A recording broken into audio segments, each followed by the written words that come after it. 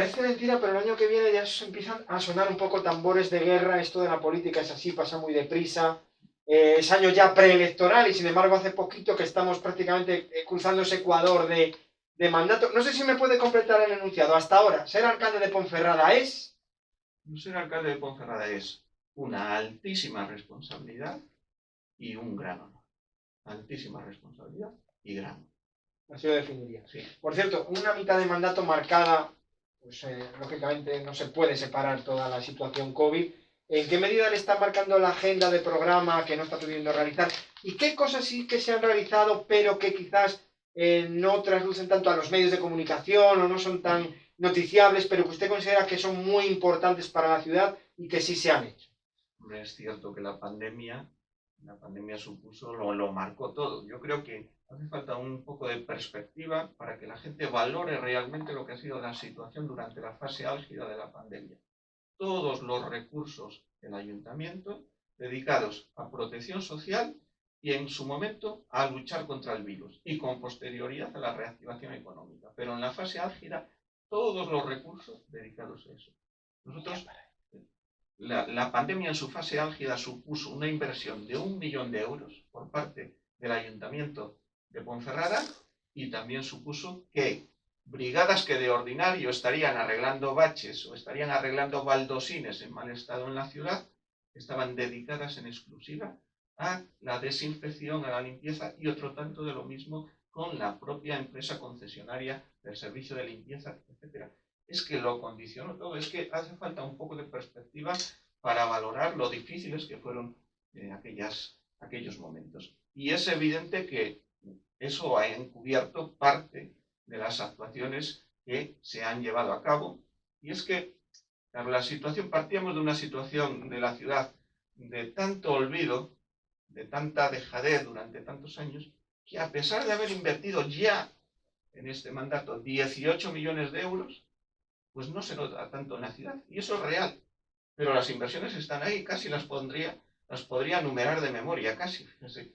Y no se nota tanto. Fíjese de dónde partimos, porque en los últimos 2 años no ha habido un terremoto ni un maremoto, ¿no? Estará conmigo que la situación ya venía de antes. Creo que hemos hecho mucho camino. Revisando nuestro programa electoral, que al final es el contrato con la ciudadanía, aun a pesar de todo, a mitad de mandato habíamos ejecutado prácticamente el 50% del programa electoral, lo cual me sorprendió bastante. Vamos a temas más concretos ya. La sede de Ciuden, en Compostilla. Hace unos meses se hablaba de un proyecto conjunto, ayuntamiento, Ciuden, no sé si al final se embarcaba o no el Consejo Comarcal, para poder reabrir esas instalaciones, modernizar incluso la eficiencia energética, que parece que era el problema, por lo cual ese edificio no se podía aprovechar. Un edificio donde se gastaron varios millones de euros de fondos públicos, que está cerrado. Recordamos que la sede de Ciuden se fue a Cubillos.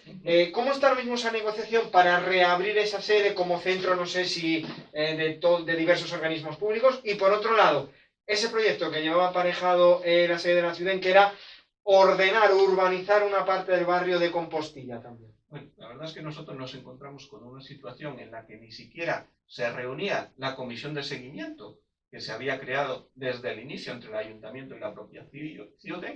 Reconstruimos esa comisión que ya se reúne mensualmente y desde luego que hemos avanzado mucho. De hecho, el último paso previo a nuestro traslado al edificio de oficinas, o también conocido como pabellón de mandos, que era la firma por parte del propio patronato de Ciuden, ya se ha producido. Incluso ya ha firmado la propia vicepresidenta Teresa Rivera. Por lo tanto, es cuestión de semanas el traslado de una parte de las instalaciones del ayuntamiento al conocido como pabellón de mandos es cuestión de semanas. Desde luego, a principios de año se producirá ese traslado. Ligado a eso, evidentemente, Ciuden tenía un problema, lo que era Compostilla 1, y es que se recibió la obra sin tener los suministros. El saneamiento, fíjense cómo se hacían las cosas en tiempos de otro gobierno nacional, ¿no? Cuando se quería extinguir o cuando se quería pues prácticamente que desapareciera Ciuden. Bien, entonces se tienen que crear esos suministros, esos servicios. Para la ciudad era muy importante contar con una finca que era propiedad de Endesa y que está en las inmediaciones de Compostilla 1. hemos firmado ya el convenio con Endesa por el cual nos cede al ayuntamiento esa finca y nosotros acto seguido lo vamos a poner a disposición de Ciuden para que ya se lleven a cabo esas obras de urbanización y eso yo confío. Era la parcela que está enfrente, perdón, del actual Museo Compostilla 1, ¿no? Que precisamente iba a servir de puerta de entrada al barrio de Compostilla. Efectivamente, y además de salida también para ese macroparking subterráneo que existe en ese edificio. Se necesita salir por ahí sí o sí. Con lo cual se ha avanzado mucho y ahora falta ese obras de urbanización que me consta que Ciuden tiene consignación para ello y el siguiente paso será ya dar un uso a ese edificio y yo espero desde luego que en el primer semestre del 2022 tengamos noticias muy buenas para Compostilla 1. Yo trabajo en ello intensamente, yo tengo una relación personal y profesional con Laura Martín, la directora del ITJ, y trabajamos ambos en esa línea. ¿Qué organismos del ayuntamiento podrían irse ahí? Me refiero, porque es verdad que hay organismos como, no sé, creo que el servicio de recaudación o incluso el vivero de empresas que están pagando el ayuntamiento un alquiler externo. No sé si son estos servicios precisamente algunos de los que pueden... Se van a ir los servicios centrales de los servicios sociales, que el ayuntamiento está abonando un alquiler importante desde hace muchos años. Se va a ir el servicio de recaudación, que ocurre otro tanto de lo mismo. Y luego en la casa ya hay un poco de hacinamiento en determinados servicios, como es el de medio ambiente, que también se va a trasladar. Esa área de innovación, que ha sido una seña de identidad de este equipo de gobierno, y usted lo conoce bien porque tiene especial inquietud por este tema y hemos coincidido en diversos foros, también se va a trasladar al edificio de Ciuden. Básicamente esas son las áreas que se van a trasladar. Evidentemente, ya está previsto que habrá una parada, no, una parada, pero en el que van a parar hasta 3 líneas para que la gente tenga fácil acceder, e incluso los propios trabajadores, si así lo quieren, acceder a esos servicios. Otra de las obras que por fin estamos viendo materializarse es el Paseo del Sil. Prácticamente ni siquiera teníamos noticia de que hubieran comenzado, ya prácticamente estábamos sobre el terreno pisando las obras. ¿Es descabellado pensar que ese aprovechamiento, ahora mismo puesta en valor natural del río, pueda también derivarse algún tipo de actuación de, oye, aprovechamiento, no sé, algún tipo de escenario deportivo o escenario también de ocio, restauración, para dar vida también al entorno, o se va a quedar solamente en una restauración, digamos, ambiental y zona de paseo? No es descabellado en absoluto. Hombre, lo primero que hay que hacer es cerrar el círculo, terminar la actuación. Ahora terminamos hasta aproximadamente las instalaciones deportivas de Flores del Sil. También quisiera recordar que era una actuación, siempre se dice que era del anterior equipo de gobierno y yo no lo niego, yo nunca le voy a negar a alguien el mérito que tenga, pero también es cierto que nos la encontramos absolutamente encallada, con unas expropiaciones que no se podían llevar a cabo y fue uno de los escenarios que tuvimos que solventar. Tuvimos que además lograr una adenda para que nos dieran más tiempo para hacerla. Bien, afortunadamente la obra se va a terminar en plazo, existe ya el compromiso de Confederación de terminar hasta en las proximidades de Toral de Merayo e incluso una actuación prácticamente en la desembocadura del Bueza, a la altura del puente Bueza. Quizás sería realista hablar del siguiente mandato, porque esto que usted plantea en este mandato difícilmente, porque prácticamente llegaremos al final de él con esas actuaciones de las que le hablo. Pero es el primer paso, que ya es un paso muy importante para el paseo, para el disfrute, etcétera, etcétera, puede ser el inicio de continuar poniendo en valor el río. Hemos vivido de espaldas al río o a los ríos y es evidente que este equipo de gobierno lo está poniendo en valor, el río. ¿Cómo son sus relaciones, ya prácticamente no como alcalde, sino como ayuntamiento, como cabeza de ayuntamiento, con las administraciones superiores? Y me refiero, por ejemplo, con la Junta, donde hay encalladas, voy a usar el mismo término que ha empleado el alcalde, esa urbanización del, creo que era el SUN 33, el suelo urbano no consejo 33, donde, vamos, la parcela del viejo Carrefour, donde había proyectado un nuevo centro de salud, etcétera, que, bueno, lo más importante es que llevaba aparejada toda la urbanización de una isla, por así llamarla ahora, rota en el propio corazón de Ponferrada. No sabemos cómo está ese aspecto, tampoco que antes en el centro logístico, y luego la conexión con Asturias, Ponferrada, voy a decírselas todas por enumerar, pero también con su propio gobierno, ¿no? Por ejemplo, la relación con el gobierno a la hora de demandar la 76 con Orense, parece que pasan los años y no y no llega. Y luego una de los ejes de batalla, los caballos de batalla ahora, que es el eje atlántico, para mejorar la conexión ferroviaria por el Manzanares. Es decir, ahora mismo me imagino que está bregando los de frentes, con los suyos y con los otros, ¿no? Por así decirlo, ¿no? Conjunta y gobierno por todo esto. Yo le puedo decir que yo soy alcalde de las Ponferradinas y de los Ponferradinos. Y ese es mi primer cometido y mi primera prioridad, más allá del partido al que yo pertenezco, que por otra parte estoy muy orgulloso de pertenecer a él, pero tengo muy claro que por encima de todo, Ponferrada es un municipio. Y le diré que las relaciones son desiguales con ambas administraciones. Por parte de la Junta, no tengo ningún empacho en decir que ha habido buena relación e incluso se ha traducido en actuaciones en Ponferrada, pues por ejemplo con la Consejería de Fomento, con el consejero señor Suárez Quiñones. Ha habido inversiones y hay entendimiento, hay fluidez, hay proyectos, y lo ha habido también con la Consejería de Patrimonio, de Cultura de Patrimonio, y eso es cierto, pero ha habido grandes agravios, por ejemplo con la Consejería de Educación o con la Consejería de Sanidad. Es que habla usted de lo que ocurrió en el solar del viejo Carrefour. Es que nos han engañado. Esa es la realidad. Yo no sé si nos engañó también la anterior alcaldesa o a ella la engañaron y ella nos engañó sin querer engañarnos. Pero la realidad es que se prometió ese centro de especialidades y ese centro de especialidades la Junta ya ha anunciado que no lo va a llevar a cabo. Pero es que fíjese, ha dicho no lo voy a llevar a cabo, pero sí voy a hacer un nuevo Ponferrada 1. Sí, una obra nueva del centro de salud de la parte alta. Ahí tiene los terrenos, que es el parking de Obispos Mundo, otra de los temas urbanísticos que cogimos totalmente encallados y tuvimos que solucionar.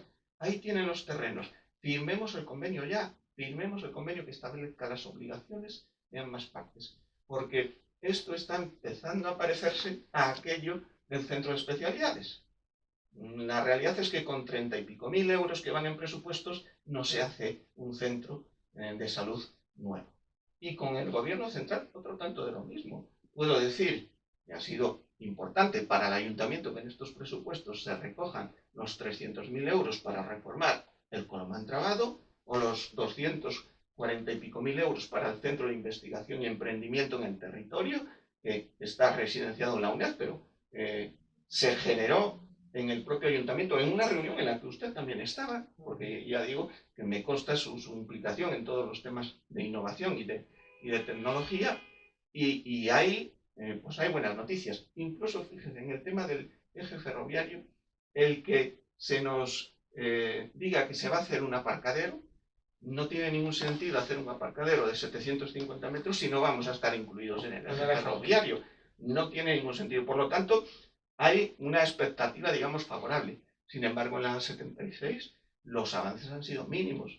Y eso hay que decirlo. Sí, una autoridad además que creo que sería importantísimo para vertebrar dos territorios como Valdeorras y El Bierzo, que están unidos. Cuando usted habla con el gobierno, ¿no le transmite ningún año que se marquen como objetivo de empezar a construir esta autovía? Eso es evidente que se traslada así. Se traslada igualmente, por ejemplo, por Alfredo, el alcalde del Barco, con el cual me une una buena relación, compañero de partido, y además que hablamos con frecuencia, tenemos inquietudes comunes, como es lógico, y lo planteamos en todas las reuniones.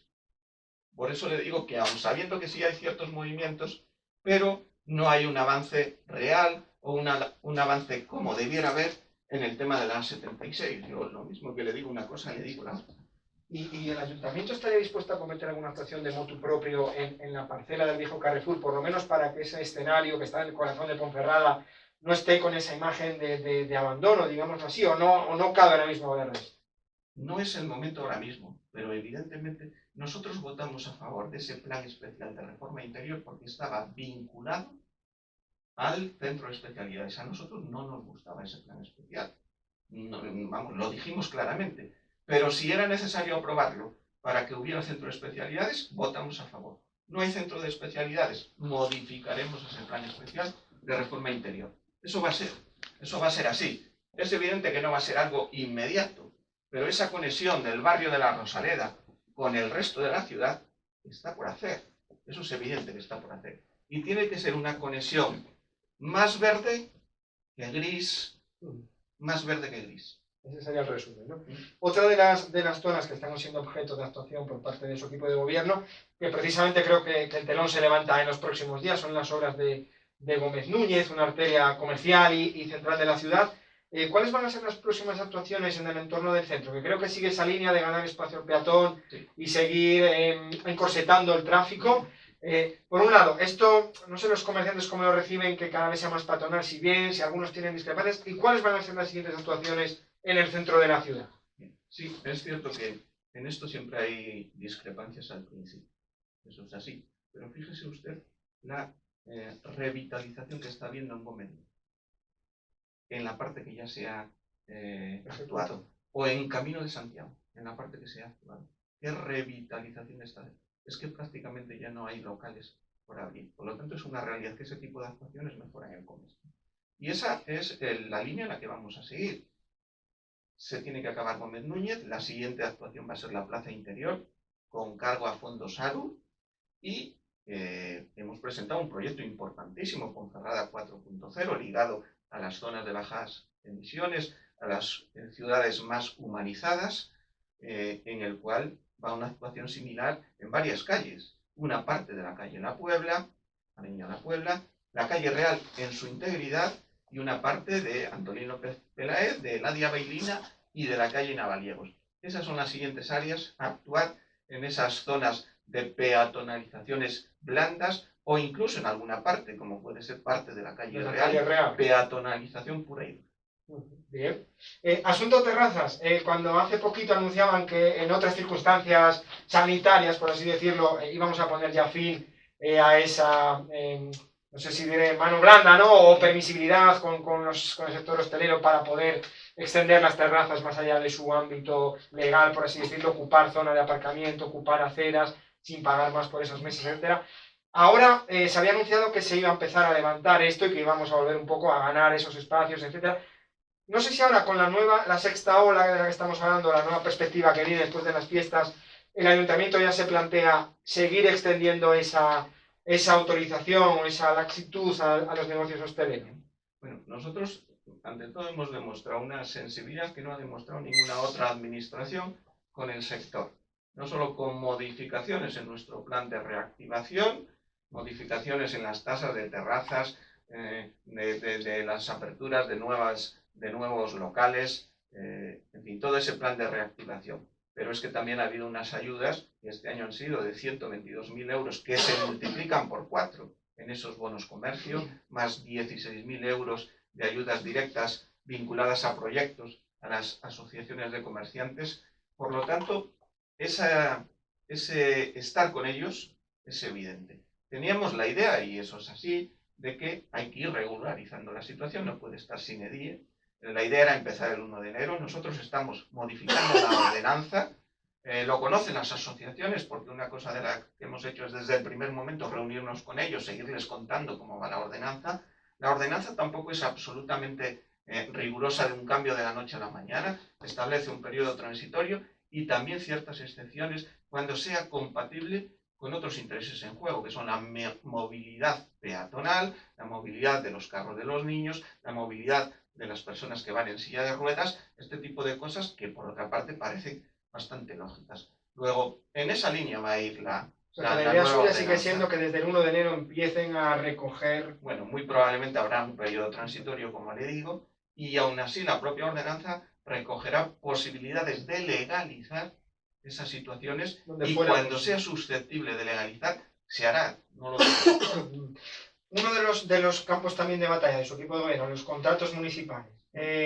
Por fin parece que, bueno, ya es una realidad. En un año se cambió el TUB, que generaba 1 millón y pico, 1,1 millón, 1,2 millón, depende del ejercicio de déficit rentable, por así decirlo, a la empresa, porque el ayuntamiento se lo tenía que reponer cada año.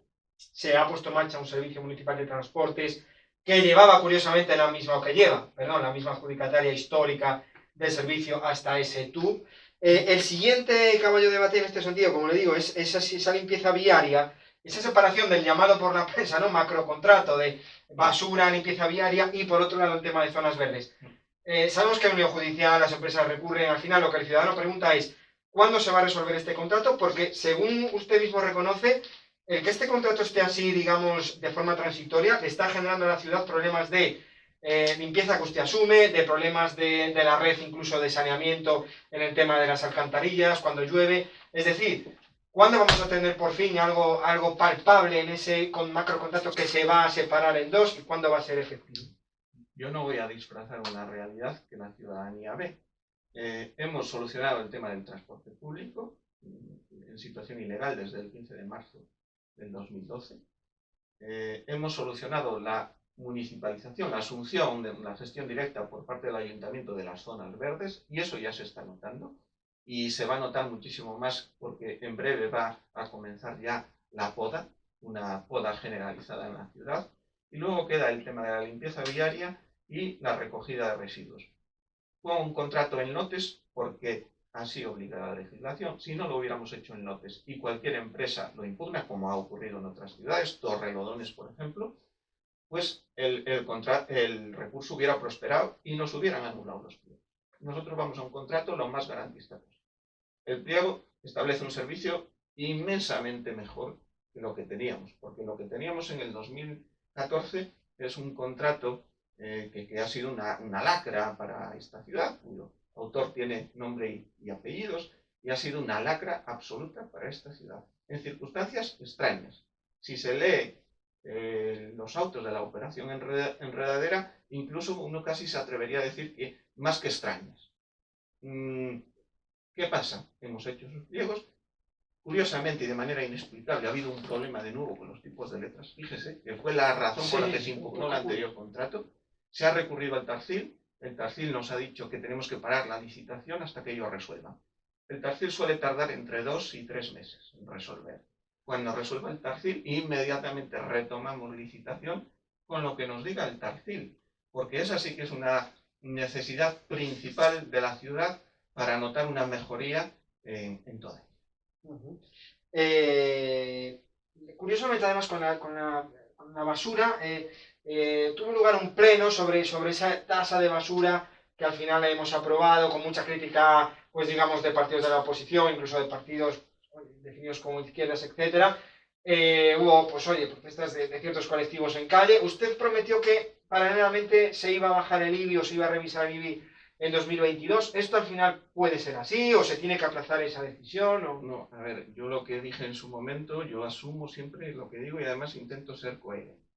Primero, la tasa de la basura es una imposición de la legislación europea, no es algo que nosotros hayamos creado porque no teníamos voluntad de crearla. El que se diga que la tasa de la basura estaba incluida en el IBI, eso es una aberración jurídica, administrativa y hasta ética. Fíjese. Eso no es así. ¿Por qué no va compensado de manera a la vez con una rebaja del IBI? Porque estamos sometidos a un plan de ajuste. Un plan de ajuste que se creó por las veleidades de anteriores equipos de gobierno. Cuando finalice ese plan de ajuste, que en principio sería a finales del 22, en el 23, podríamos retomar la idea de intentar bajar el tipo. Antes no. Esa es la situación. La tasa recoge el 75% del coste de la recogida de residuos, no de la limpieza diaria. Es de las tasas más baratas de todas las ciudades de España que tienen tasa, estamos entre las 10 más baratas. Entiendo que es impopular tirar una tasa, ¿cómo no lo voy a entender? Pero también se ha modificado, entró ayer en vigor la modificación de la tasa de la basura, que hace que pasen a pagar la mitad aquellos establecimientos que son de menos de 200 metros. Es que se ha hecho la reforma fiscal posible sin comprometer la prestación de servicios esenciales. Cuando el señor Morala sale diciendo una y otra vez que hay que rebajar 8 millones en impuestos, no sé cómo entonces vamos a hacer inversiones, en realidad está haciendo un papel, porque el señor Morala, lo puedo decir, cuando habla diciendo lo que realmente piensa, sabe que eso no es posible, que estamos sometidos a un plan de ajuste, que hay que ser muy responsable, que no se pueden perder recursos municipales que puedan poner en riesgo la prestación de servicios esenciales. Ese es el señor Morala. El señor Morala político dice que hay que bajar y 8 millones de euros y que no pasa nada. Pero bueno, es la realidad que nos da. Precisamente el pleno de la basura fue digamos, un punto de inflexión en su mandato porque perdió la mayoría con la marcha de su excompañero de filas, Manuel de la Fuente, y a raíz de ahí, no sé si buscado o no sé si negociado o no, la verdad es que Tarsicio Carballo, el líder del PRB y el PRB, pues en cierto modo pues han logrado salvar en algún punto, ¿no?, a este equipo de... Precisamente la oposición habla de que usted tiene en él un aliado silencioso, oculto, no sé, incluso es un comentario, un chascarrillo, ¿no?, de Bar. ¿Es malo en ese caso a lo mejor serlo? ¿O esto es así?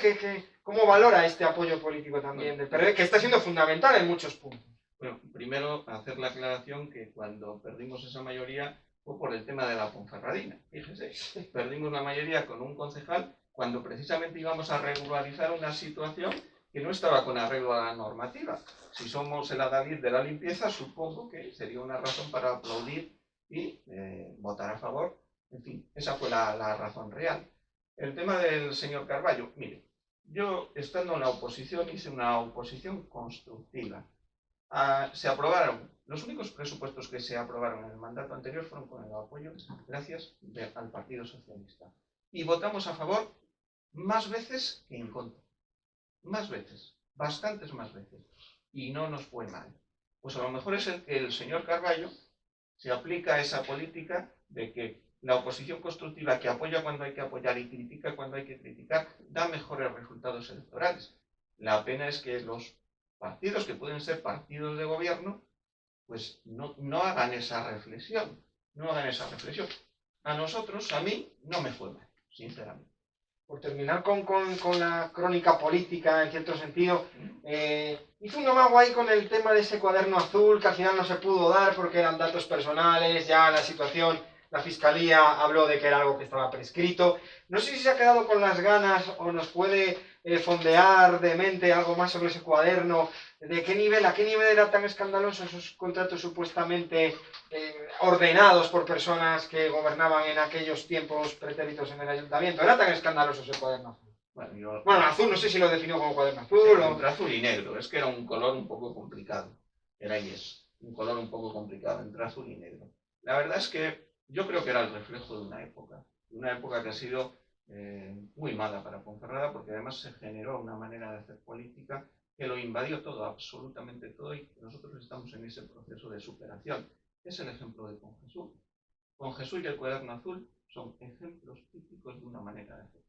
Había cosas graves en ese cuaderno azul, aunque estén superadas por el tiempo que marca la justicia, pero el hecho ético en sí eran cosas tan graves. O sea, ¿cree que merecería la pena que la sociedad ponferradina tuviera conocimiento de eso? Vamos a ver, desde el punto de vista ético, desde luego, en mi opinión, presuntamente ahí se dejaba en evidencia una situación de falta de limpieza en el acceso a la función pública.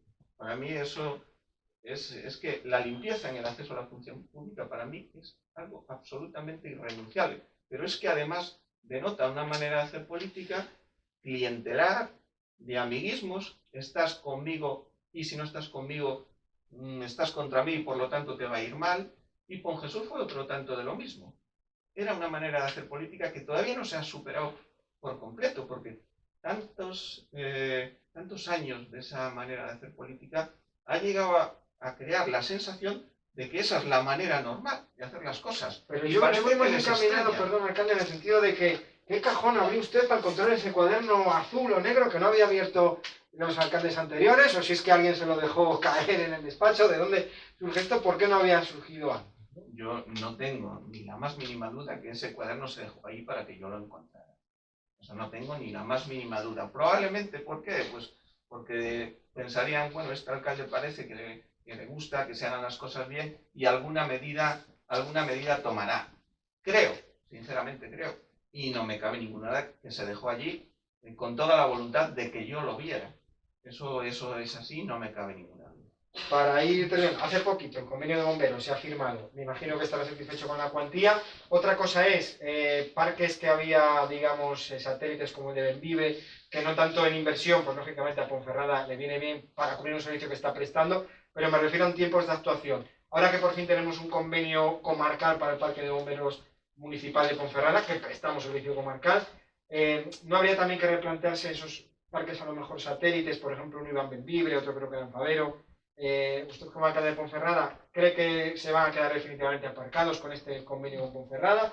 ¿O es un tema también a retomar por la Diputación a futuro? No, yo estoy seguro que la Diputación va a retomar. De hecho, el convenio está previsto para renovarse año a año porque la Diputación piensa llevar a cabo esas inversiones. Por lo tanto, se irá adecuando. Que una zona ya tiene su parque y no prestamos el servicio allí, pues evidentemente se reducirá proporcionalmente la ayuda. Ahora mismo es de 690.000 euros, una cantidad importante. Es verdad que hay muchos equipos anteriores que trabajaron mucho, estuvieron a punto de firmar a puntísimo, pero la verdad es que el que no trabaja, según el señor Morala, y el que es ejemplo de desidia, es el que lo ha conseguido y el que lo ha firmado. Contento porque es bueno para la ciudadanía y contento por el servicio de prevención y extinción de incendios de Ponferrada, que hacen una labor encomiable, con una profesionalidad absoluta, y que si no nos abonaran los 690.000 euros, lo seguiríamos haciendo.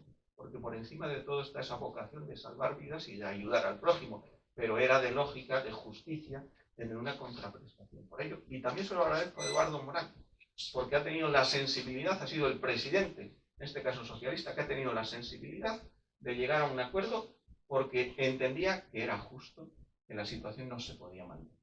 Últimas cuestiones. 2022, a la puerta de la esquina, como quien dice. Todos tenemos cierta esperanza en que la vida social de Ponferrada pues vuelva a retomarse. ¿En qué perspectiva? No sé si podemos hablar. No está tan lejos realmente en el tiempo. ¿Cómo están ya trabajando, me imagino, en esa posibilidad de carnavales o de Semana Santa del año que viene? Es verdad que estamos ahora inmersos en una nueva ola, pero también es cierto que el escenario sanitario tampoco es el mismo que en años anteriores. Sí. ¿Cómo cree usted que van a ser esos carnavales, esa Semana Santa? Bueno, nosotros trabajamos con el escenario de que se van a celebrar y que se van a celebrar con toda normalidad.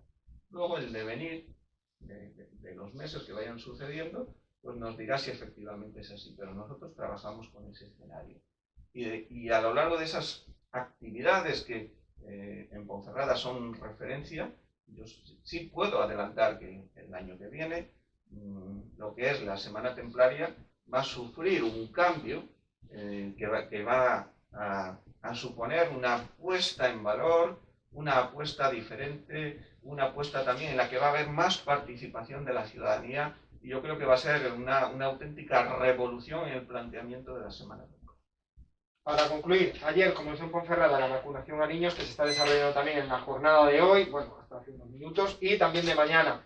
¿Qué mensaje traslada usted como alcalde de Ponferrada a los padres de niños? Está habiendo un goteo, no es una afluencia masiva como en los adultos, es verdad que tampoco hay tantos niños como adultos, pero no sé, como alcalde, ¿qué mensaje le quiere trasladar a los padres, a los papás de ponferradinos menores de edad a la hora de emprender esta campaña de vacunación? Bien, yo soy padre, tengo 3 hijos. Siempre digo que si hay una persona por la que realmente darías la vida, cuando digo realmente darías la vida, es por un hijo. Creo que no hay ningún otro ser humano por el que darías la vida. Por un hijo sí, lo darías. Entonces, si llega hasta ese punto el vínculo, ¿cómo no vamos a proteger a nuestros hijos? Cuando las autoridades dicen que es absolutamente seguro el proceso y además les protege a ellos y a la sociedad en su conjunto de consecuencias potencialmente gravísimas. Estemos a la altura, seamos responsables. No somos propietarios de los niños, no. Tenemos la obligación de cuidarlos. Y la obligación de cuidarlos es acudir a la vacunación. Bien, pues nada, nuestro tiempo se termina aquí. Le damos las gracias por venir. Le os emplazamos a una primera entrevista, pues nada, al comenzar el año próximo.